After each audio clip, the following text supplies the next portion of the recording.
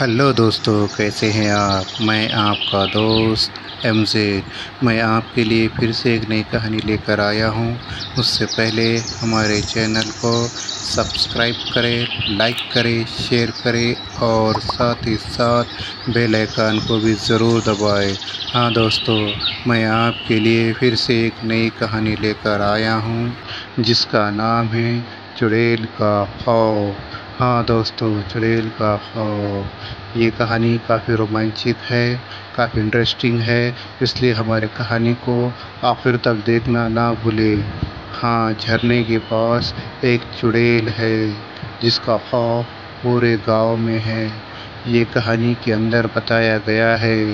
ये एक चुड़ैल की आत्मकथा है जो एक छोटे से गांव से जुड़ी हुई है। एक छोटे से गांव में दादी की पोती सीता, बड़े सेठ और सेठ का बेटा राकेश रहते थे। सेठ काफ़ी धनी और घमंडी थे। दादी की पोती सीता और उसका दोस्त रमेश गांव घूमने शहर से आता है।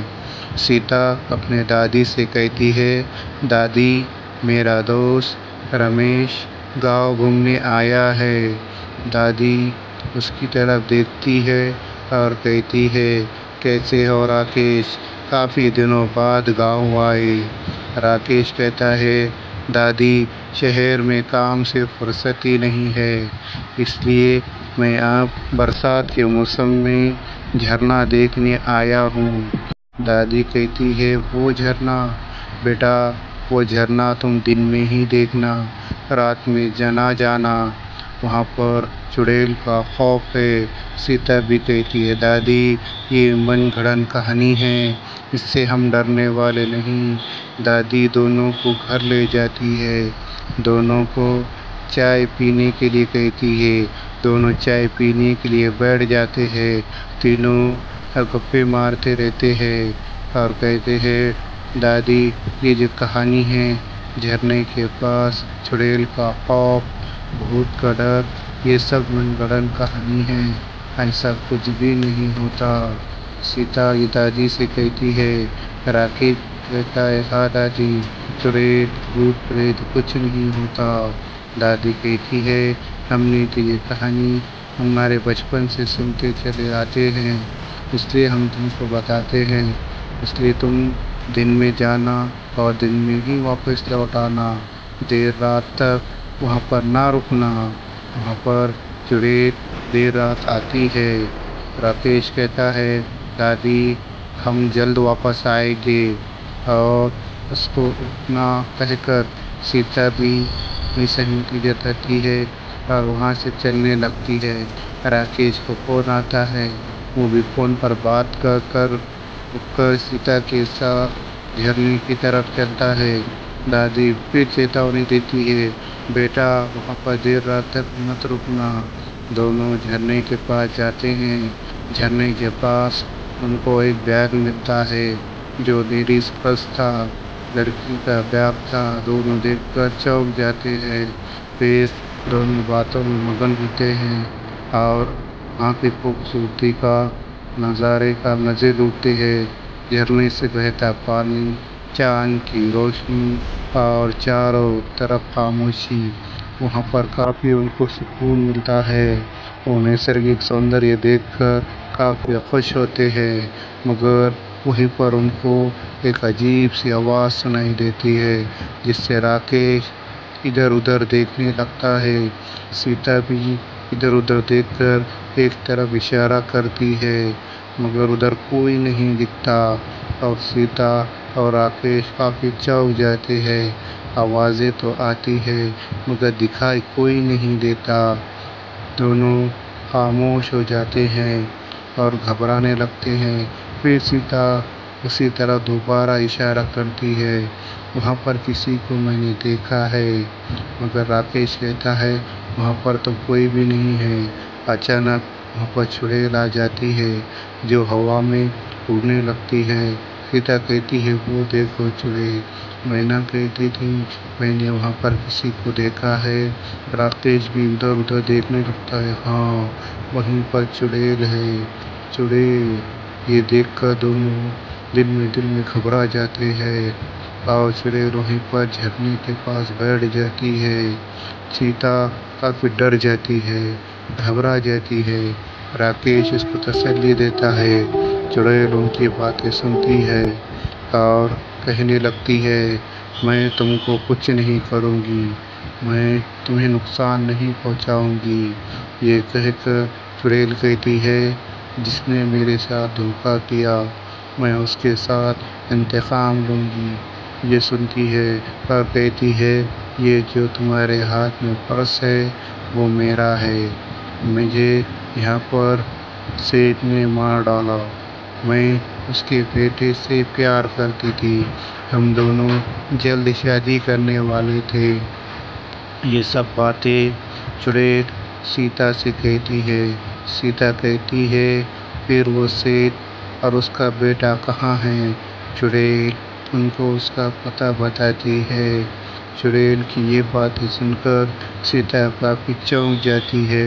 राकेश भी काफी चौंक जाता है और ये सब बातें चुड़ैल की वो सुनने लगते हैं। चुड़ैल आगे बताती है और वो अपने घर चले आते हैं। सीता काफी डरी हुई थी। वो घर पर आते हैं और सीता दादी को देखकर अपने डर का इजहार करती है। डरते हुए दादी को कहती है कि हमने झरने के पास चुड़ैल को देखा और चुड़ैल ने हमें ऐसी ऐसी बातें बताई। दादी कहती है हाँ बेटा, वो सब बातें सच है। जी हाँ, वो सब बातें सच है। चुड़ैल ने जो बातें कही है वो सब सच है। सीता कहती है सच है? राकेश भी कहता है वो कैसे? और उसको वहाँ पर कौन से सेठ ने मारा?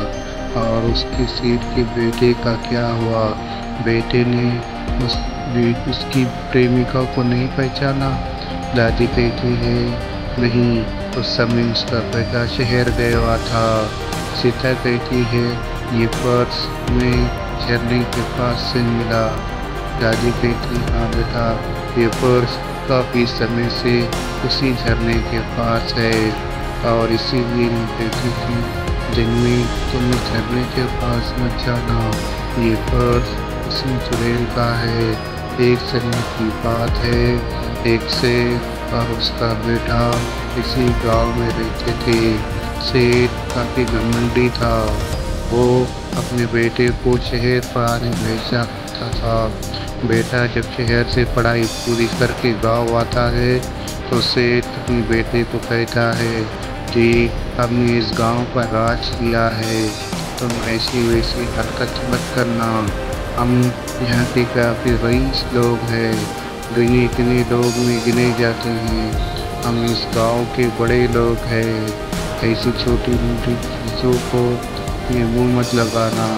ये सब बातें सेठ अपने बेटे राकेश को समझाता है और कहता है कि उस सब बातों को तुम्हें ध्यान रखना है। इस गांव पर कभी बरसों तक राज करना है। ये सब बातें राकेश ध्यान से सुनता है और फिर अपने पिताजी की बोलता है जी पिताजी, मैं इन सब बातों का ध्यान रखूँगा।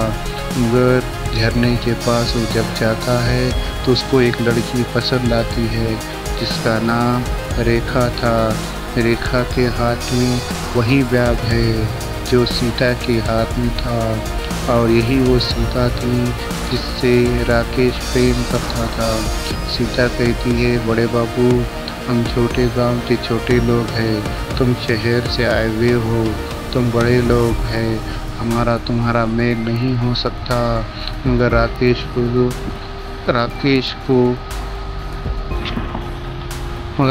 को वो लड़की काफ़ी पसंद आती है। वो उसके दिल को भा जाती है। सीता और राधा के हाथ में वही बैग है जो सीता के हाथ में है। दोनों के बीच में काफ़ी बहस होती है। राधा कहती है हम छोटे लोग, तुम बड़े लोग, हमारा तुम्हारा मेल नहीं हो सकता। ये कहते हुए राधा वहाँ से चली जाती है और राकेश अपने घर अपने पिताजी के पास आता है। पिताजी, पिताजी। राकेश के पिताजी कहते हैं, क्या हुआ बेटा? और वो चाय पीने लगते हैं। राकेश कहता है, पिताजी मैं झरने के पास गया था, मुझे वहाँ पर एक लड़की पसंद आई जो मुझे खूब पसंद है, मैं शादी उसी से करूँगा। और पिताजी कहते हैं, नहीं बेटा ये नहीं हो सकता। राकेश रिक्वेस्ट करने लगता है। पिताजी कहते हैं, ठीक है मैं उससे पहले मिलूँगा, फिर उससे बात करूँगा। ये कहते हुए राकेश वहाँ देसियों पे सब बातें सुनता है और पिताजी की बात सुनकर वो वहाँ से चला जाता है। दूसरे दिन शेर जी राधा को उसी झरने के पास बुलाते हैं। कहते हैं कि तुमने हमारे बेटे को अपने प्यार के जाल में फंसाया है। राधा कहती है, नहीं सेठ जी, मैं गरीब लड़की हूँ, मैं तुम्हारे बेटे को नहीं फंसाया, तुम्हारा बेटा ही मेरे पीछे पड़ा है। सेठ जी कहते हैं, बताओ तुम्हें कितने पैसे चाहिए मेरे बेटे का पीछा छोड़ने के लिए। राधा कहती है, ये सब बातें आपको शोभा नहीं देती सेठ जी, हम छोटे ज़रूर हैं, गरीब ज़रूर है, मगर पैसों के भूखे नहीं हैं। ये सब बातें सेठ सुनता है, उसको अंदर ही अंदर काफ़ी गुस्सा आता है और वो फिर से कहता है, तुम मेरे बेटे का पीछा छोड़ दो, उसको मैं बड़े ज़मींदार की लड़की के साथ उसका ब्याह रचाऊँगा। राधा कहती है, सेठ जी हम प्यार करते हैं, हम एक दूसरे के लिए जान देने के लिए भी तैयार है। ये सुनकर सेठ उसको धक्का दे देता है झरने के अंदर और सीता वही झरने में गिर जाती है। दूसरे दिन सीता वही बैग लेकर उसके दोस्त के साथ इंस्पेक्टर को लेकर सेठ जी के घर पहुंचती है। सेठ जी जब देखते हैं कि इंस्पेक्टर और सीता वहां पर आए हुए हैं तो वो काफ़ी डर जाते हैं। फिर इंस्पेक्टर से कहते हैं, क्या हुआ साहब, आप यहाँ पर कैसे? तो वो कहते हैं कि आपके खिलाफ़ कंप्लेंट है और हमारे पास सबूत भी है कि आपने राधा का फ़ोन किया है। सेठ जी कहते हैं, ये सब गलत है, मैंने किसी का फ़ोन नहीं किया। मगर इंस्पेक्टर साहब राधा की तरफ देखते हुए कहते हैं कि उनको सबूत बताओ कि तुमने किस तरह से राधा का मर्डर किया है, फ़ोन किया है। वो सबूत बताती है, ये राधा का ही बैग है जो हमें झरने के पास से मिला है और ये सब बातें हमें राधा ने खुद बताई है जो अभी झरने के पास चुड़ैल बनकर बैठी है। इंस्पेक्टर साहब सेठ जी को लेकर जाते हैं और उसको सजाए उम्र की सुनाते हैं और वहाँ से सीता, उसका दोस्त और इंस्पेक्टर चले जाते हैं। बाद में राकेश, सीता और उसका दोस्त झरने के पास पहुँचते हैं। राकेश जब चुड़ैल को देखता है तो चुड़ैल वहाँ से उड़ने लगती है, वो काफ़ी डर जाती है, वो अपने प्यार को देखकर काफ़ी डर जाती है। राकेश राधा को रुकाता है, राधा वहीं पर बैठ जाती है और कहती है, राकेश बाबू मैं तुम्हारी अब वो राधा नहीं रही, मैं मर चुकी हूँ और मैं झरने की चुड़ैल बन चुकी हूँ। राकेश कहता है, तुम मरो या जिंदा रहो, मेरे लिए वही राधा हो। वो कहती है कि मैं अब वो राधा नहीं रही, मैं चुड़ैल बन चुकी हूँ, मेरे चेहरे पर देखो हरा दाग है, मेरा चेहरा पूरा हरा चुका है, मेरी आंखें लाल है, मैं मर चुकी हूँ। राकेश कहता है, कोई बात नहीं, मैं ज़िंदगी भर तुमसे प्यार करूँगा। और ये कहते हुए कहता है कि मैंने अपने हाथों से अपने पिताजी को सज़ा दिलवाई है, उनको सज़ाए उम्र कैद हुई है। उसका सीता और उसका दोस्त भी कहते हैं, हाँ हमने तुम्हारी कहने पर तुम्हारी मौत का इंतज़ाम लिया है और राकेश के पिताजी को सज़ाए मौत की सज़ा दिलाई है। राधा काफ़ी खुश होती है और वो कहती है कि धन्यवाद राकेश बाबू, आपने मेरी मौत का बदला लिया है। सीता और उसके दोस्त को भी वो धन्यवाद करती है और वहाँ से वो चली जाती है। बाद में तीनों घर आते हैं। दादी भी उनको देखकर काफ़ी खुश होती है।